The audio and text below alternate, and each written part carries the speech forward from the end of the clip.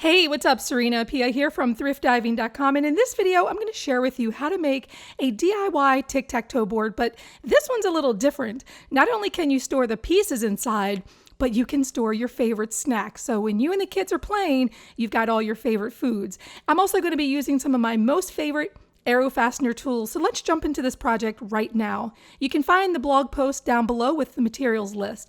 We're going to start off with cutting the pieces we need. This is 1/2-inch birch plywood, has a really nice finish, and we're going to use a jigsaw. This is a really easy tool to use to cut all of your pieces. So feel free to use a jigsaw and cut the pieces for the top, but then you're also going to cut the pieces for the bottom. Lots of little pieces, but I'll show you how to put it all together. The blog post that goes with this project has a PDF template for you to download and print with these X's and O's. We'll do 5 X's and 5 O's. I'm also going to be using some scrap walnut. A friend of mine was doing a project and just had some extra, and I thought this would be great for the X's. I'm going to cover them in some painter's tape, and then I'm going to use a little bit of spray adhesive to attach it to the tape. When I'm cutting these out, it makes it really easy to peel that back and not damage the wood. To cut these X's and O's, you can use a scroll saw or you can use the jigsaw that you use to cut out the pieces of the body. I am liking using the scroll saw because it's just sort of a new tool that I discovered, and it's very much like a sewing machine. It's a lot of fun to use. So when I was done cutting those out, I peeled them off, set them aside, and now it was time to do the O's. These can be a little bit more challenging even if you're using a scroll saw or a jigsaw, because you'll need to cut out the center portion. So in that case, what you'd have to do is just drill a hole, get that blade in the middle of the hole, and then cut out the excess. And once you do that, you now have an O. So moving on to the next step, it's time to sand these down to make sure it's smooth. You'll notice that the O's are made out of plywood, and I used 3/4-inch plywood because I wanted the O's to look visually different from the X's in terms of their color. I just think it looks better. And then I just used a light finishing oil to finish those off. Now, edge banding is the next step, and this is important when you want a nice finished look. Edge banding can be applied with an iron. I know there's more sophisticated ways to apply it, but generally in the DIY world, we use an iron, and it helps to cover that raw edge of plywood that makes things look unfinished. And we want this to look finished. So we're going to take a knife and just score the edge banding and make sure that it just snaps off there, and use an extra little razor blade to remove any excess, and then we're going to sand it smooth, and you'll see that it looks pretty good. So if you want a project that looks finished and not with raw edges, definitely use edge banding.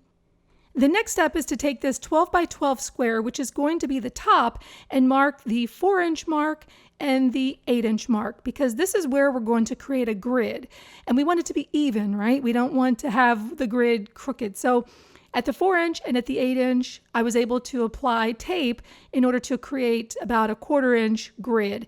And just using craft paint, very carefully, I painted it, made sure it didn't seep underneath of the tape, and then it was time to move on to the finishing.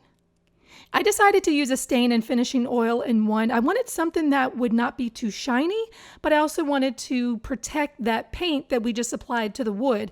So I did 2 coats, let it dry for about 15 minutes, and then wiped it off. And I know I went back and added a second coat, but then the strangest thing happened. When I flipped the board over, I realized the back had a really nice grain pattern, and I liked the way this looked. So I ended up creating a completely separate grid on the back and decided that this would be the top and the other side would be the bottom. I also applied coats of the stain and finishing oil to the rest of the pieces and sanded in between. The next step was to start constructing the inside of this tic-tac-toe board, and we were going to use velvet flocking, but we also needed our arrow fastener hot glue gun. So I turned that on, got that ready, and then started applying this velvet flocking.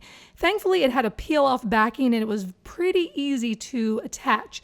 Just making sure that you had your utility knife to peel away the excess, and be very careful, because if you tear this, it's not going to have a nice, clean, flush edge. So just take this part very, very carefully, peel it away, and move on to the next piece. Some of the reviews for this velvet flocking said that they really thought glue would be more helpful than just having the sticky back. So I decided to test out adding a little bit of hot glue to the back of the board and then pressing it onto the velvet flocking. Just be very careful. You want to make sure there's no hard, dried glue bumps underneath of the velvet flocking. You'll see that I use flocking for the interior of the lid here, but I'm also using a hot glue gun in order to keep these pieces in place before I can actually nail them together.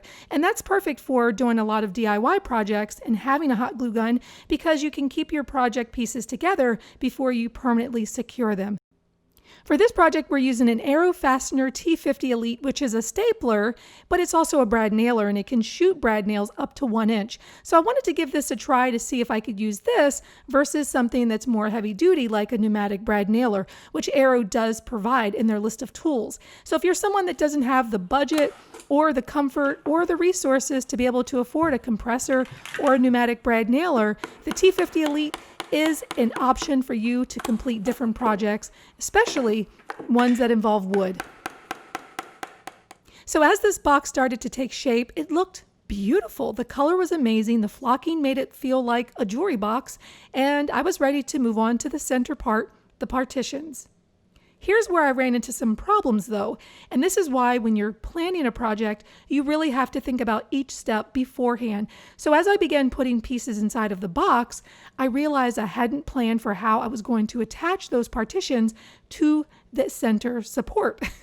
So I ended up using my hot glue gun to temporarily attach them to the center partition, and then on the back side, use the brad nailer to attach it. Once those were attached, I ended up adding more flocking to cover up those brad nails and then slide the contraption back into the box. So when doing DIY projects, definitely think about how everything's going to be attached. You'll find instructions down below in the blog post to walk you through how to make sure this is done properly.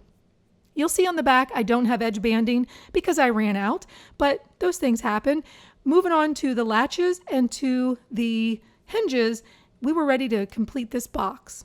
So now it was time for adding all the treats and snacks and putting the pieces in there and letting my kids play and eat the snacks. So if you're looking for a project that's fun to make, something that you can take along with you, something that you can just have fun with the kids, with your family, then definitely download these instructions from Arrow Fastener's blog, and you can find me at thriftdiving.com.